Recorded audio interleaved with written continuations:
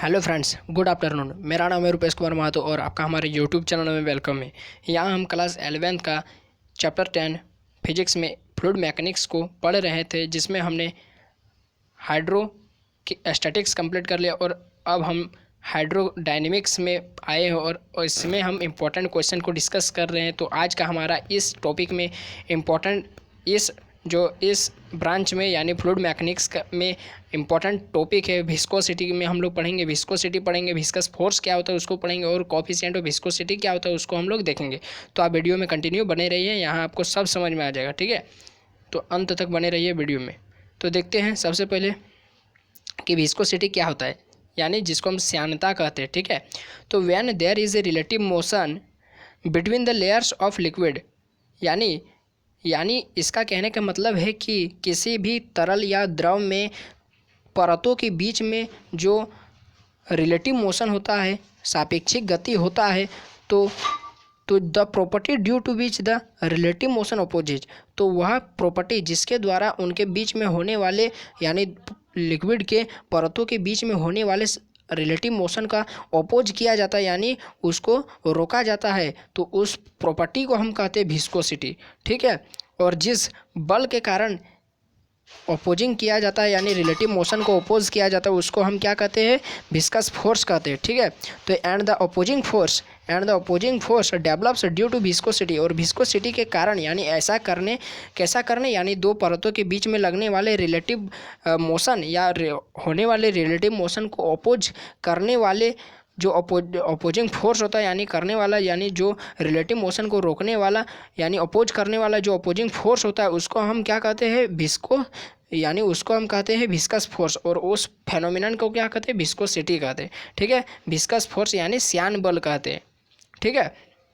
फिर हम लोग देखेंगे एग्जाम्पल को, कुछ देखेंगे कि विस्कोसिटी का कुछ एग्जाम्पल क्या होगा।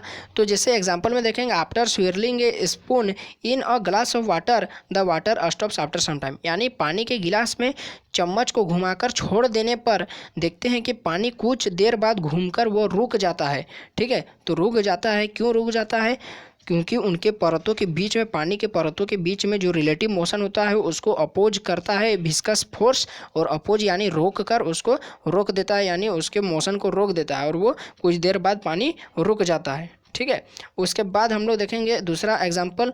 तो जिस तरह हम ग्लास को इस तरह उड़ेलते हैं तो पानी जिस तरह इस तरह अलग अलग बाहर निकलती है, तो इसका मतलब कि इसके बीच में जो विस्कस फोर्स है वो कम लगता है, और जबकि हनी यानी शहद को हम जब उड़ेलते हैं तो वो सीधे नहीं निकलता है, बल्कि उनके ये टेढ़े मेढ़े होकर यानी कुछ गाढ़ा होकर निकलता है, मतलब इनके परतों के यानी हनी के परतों के बीच में विस्कस फोर्स ज़्यादा लगता है, ठीक है। तो ये दूसरा एग्जाम्पल हो गया। तीसरा एग्जाम्पल देखते हैं कि walking is difficult in water, यानी पानी में चलना मुश्किल होता है, रेदर देन इन एयर, यानी हवा में चलने के मुकाबले, ठीक है। फिर हम लोग देखते हैं कि विस्कस फोर्स यानी श्यान बल का हम लोग फॉर्मूला देखेंगे, ठीक है। तो देखते हैं, तो यहाँ पर आपको एक चीज़ समझना पड़ेगा, ठीक है। एक कॉन्सेप्ट है, ठीक है। एक कॉन्सेप्ट को आपको समझना पड़ेगा कि ये एक नदी है, मान लेते हैं ये एक समुद्र या नदी है, ठीक है। तो ये उसका टॉप हिस्सा हुआ, सबसे ऊपरी हिस्सा, और ये इसका बॉटम का हिस्सा हुआ, सबसे निचला हिस्सा, ठीक है।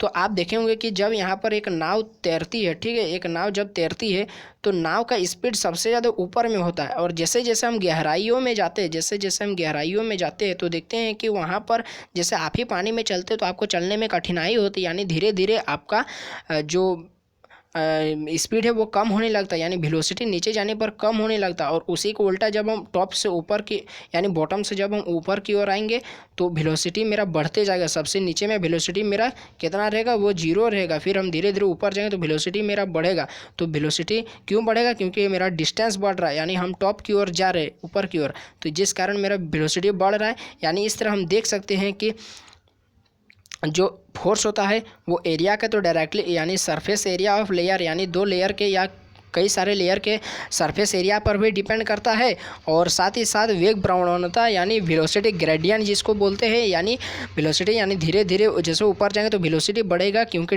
जैसे यहाँ पर मान लेते हैं यहाँ से इतना ऊंचाई x तक गए तो यहाँ पर वेलोसिटी v था, फिर हम थोड़ा और ऊपर गए यहाँ तो x प्लस dx तक गए तो वहाँ पर मेरा वेलोसिटी v प्लस dv हो गया। यानी यहाँ पर देख रहे हैं कि मेरा फोर्स जो है ना वो भी डिपेंड कर रहा है किस पर, डायरेक्टली प्रोपोर्शनल होता है वेलोसिटी बढ़ रहा है तो मेरा फोर्स भी बढ़ रहा है और वेलोसिटी यानी डिस्टेंस भी बढ़ रहा है, ठीक है।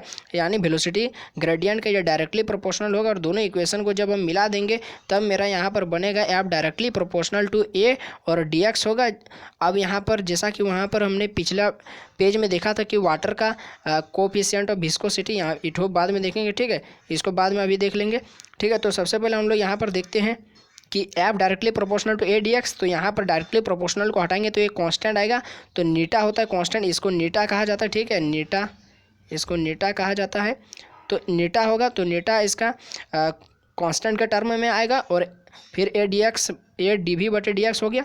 और नेगेटिव साइन क्यों आया? क्योंकि फोर्स जो है वो अपोजिंग फोर्स है, यानी ये अपोजिट डायरेक्शन में लगता है, ठीक है, इसीलिए नेगेटिव साइन आया। फिर इसको हम बाद में देखेंगे और फिर हम लोग यहाँ पर एक देखते हैं कि आपको समझाते हैं कि कोफिशिएंट ऑफ विस्कोसिटी यानी नीटा क्या होता है। तो देखेंगे कि कोफिशिएंट ऑफ विस्कोसिटी, ठीक है, coefficient of viscosity of a liquid may be defined as the tangential viscous force. यानी जो यहाँ पर देखिए, मैं फिर से आपको दिखाता हूँ फॉर्मूला में, यहाँ पर देखिए, हाँ देखिए, यदि मान लेते हैं हम ए को 1 यूनिट, हम ए को मान लेते हैं 1 मीटर स्क्वायर, ठीक है, एरिया को 1 मीटर स्क्वायर मान लेंगे और डी वी यानी वेलोसिटी को हम 1 मीटर पर सेकंड स्क्वायर मान लेंगे, 1 मीटर पर सेकंड मान लेंगे और डिस्टेंस को यदि हम 1 मीटर मान लेंगे, ठीक है, यूनिटी यानी सब को हम यूनिट मान लेंगे। तो देखेंगे कि जो नीटा होगा ना वो फोर्स के इक्वल हो जाता है। ये कैसा फोर्स है? ये विस्कस फोर्स है, ठीक है। और देखते हैं, अब तो जानते हैं कि ये लेयर यानी 2 लेयर के बीच में, तो लेयर से मान लेते हैं ये पानी के ऊपर में ये यदि तैरता हुआ कोई एक टुकड़ा है, तो ये जो लेयर है यानी ये टुकड़ा इधर जा रहा है तो इसके अपोजिंग विस्कस फोर्स किधर लगेगा? इधर उल्टा डायरेक्शन है, यानी ये पैरेलल लग रहा है, यानी ये टेंजेंट पर इसके स्पर्श में ही लग रहा है। देखिए ये सतह इसके स्पर्श में, यानी ये टेंजेंशियल विस्कस फोर्स हुआ, ठीक है। तो वही वाला फॉर्मूला में देखेंगे हम लोग यहाँ पर डिफिनेशन में कि coefficient of viscosity of a liquid may be defined as the tangential viscous force, ठीक है, आपको समझ में आ गया। Required to maintain unit velocity gradient, यानी D V by D X को हम यूनिट मान लेंगे and between 2 parallel layers each of unit area, और दोनों का लेयर को हम, दोनों लेयर के बीच के एरिया को हम क्या मान लेंगे? यूनिट मान लेंगे, ठीक है। और इट इज़ डिनोटेड बाय नीटा, ठीक है। तो नीटा से डिनोट करते हैं और नीटा इज इक्वल टू फॉर्मूला बनता है एफ बाय ए और D X by D V, ठीक है। अब इसका यूनिट वगैरह का बात करते हैं हम लोग थोड़ा ऊपर जाके। तो इसका जो यूनिट एसआई यूनिट होता है जिसे हम निकालते हैं, तो फोर्स का होता है न्यूटन और एरिया का होता है मीटर स्क्वायर और डिस्टेंस का होता है मीटर और वेलोसिटी का होता है मीटर पर सेकंड। तो पर सेकंड तो ऊपर ले गए तो सेकंड हो गया, ठीक है, सेकंड हो गया। तो इस तरह एसआई यूनिट हम देख रहे हैं न्यूटन मीटर स्क्वायर या न्यूटन सेकंड पर मीटर स्क्वायर, जिसको हम पॉइजली कहते हैं, ठीक है, पॉइजली। और पॉइजली को हम दूसरा क्या कहते हैं? Pascal second. देखिए न्यूटन पर मीटर स्क्वायर, यानी इसको पास्कल कहते हैं और फिर सेकंड यानी पास्कल सेकंड हो जाएगा, ठीक है। इतना समझ में आ गया आपको। फिर हम लोग देख रहे हैं इसका डायमेंशन फार्मूला।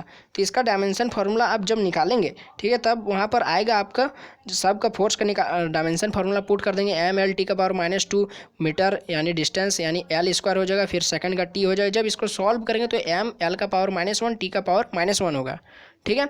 उसके बाद हम लोग देखते हैं यहाँ पर कि ये तो आपका सीजीएस बोल रहे, सॉरी, एसआई यूनिट हो गया, ठीक है। अब हम लोग सीजीएस यूनिट देखेंगे तो न्यूटन का होता है 1 न्यूटन इज इक्वल टू, आप जानते हैं कि 10 का पावर 5 डाइन होता है, और 1 मीटर इज इक्वल टू होता है 100 सेंटीमीटर। तो 1 मीटर स्क्वायर यानी मीटर गुना मीटर है, तो यानी 100 गुना 100 हो जाएगा, यानी 10 का पावर 4 हो जाएगा, ठीक है, 1 2 3 4 यानी 10 का पावर 4 हो जाएगा। तो 10 का पावर 5 और बटे में 10 का पावर 4 और इंटू सेकंड का, तो सीजीएस में भी वही होता है, एसआई में भी वही होता है। तो ये 10 का पावर 4 ऊपर जाएगा तो 10 का पावर 1 हो जाएगा, डाइन पर सेंटीमीटर स्क्वायर इंटू सेकंड, ठीक है। जो डाइन सेकंड पर सेंटीमीटर स्क्वायर, इसको ही कहा जाता है पॉइज कहा जाता है, ठीक है। यानी कोफिशिएंट विस्कोसिटी का सीजीएस यूनिट क्या होता है? पॉइज होता है। और 1 पॉइजली इज इक्वल टू होता है 10 पॉइज, ठीक है। 1 पॉइजली इज इक्वल टू होता है 10 poise, 1 poiseuille is equal to 10 poise, ठीक है। तो ये वीडियो आपको यदि समझ में आया है तो आप लाइक कर दीजिए, और वीडियो अच्छा लगा तो अपने दोस्तों में भी शेयर जरूर कीजिए क्लास 11 के स्टूडेंट्स तक, ताकि वो भी अपना एग्जाम का तैयारी कर सके। 14 जुलाई 2022 से आप सभी 11th स्टूडेंट्स का फिजिक्स का एग्जाम है, ठीक है, सब्जेक्टिव टाइप्स। तो इसमें मैं अभी ये क्वेश्चन विस्कोसिटी को डिस्कस किया है, उसके बाद मैं नेक्स्ट टॉपिक लाऊंगा। तो तब तक के लिए आप हमारे चैनल को सब्सक्राइब कर ले, अपने दोस्तों में सब शेयर कीजिए वीडियो को और लाइक कर दीजिए। तो अभी के लिए इतना ही, धन्यवाद।